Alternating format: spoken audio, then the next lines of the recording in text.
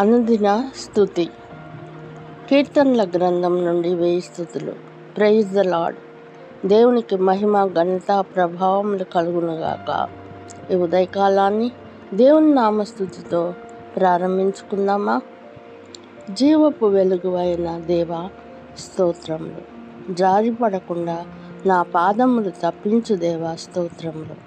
నా కార్యములు సఫలం చేయు దేవా స్తోత్రములు. ఆకాశం నుండి ఆజ్ఞ ఇచ్చి రక్షించు దేవా స్తోత్రములు. కృపా సత్యములను పంపు దేవా స్తోత్రములు.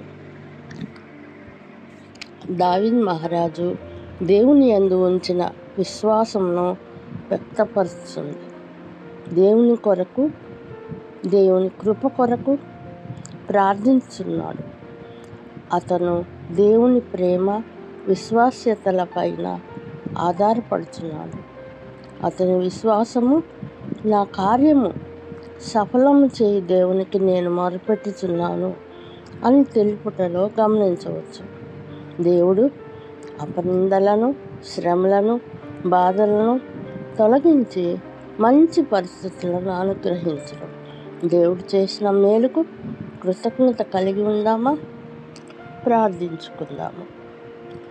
జీవపు వెలుగు అయిన దేవా, మీకు స్తోత్రాలు నాయన.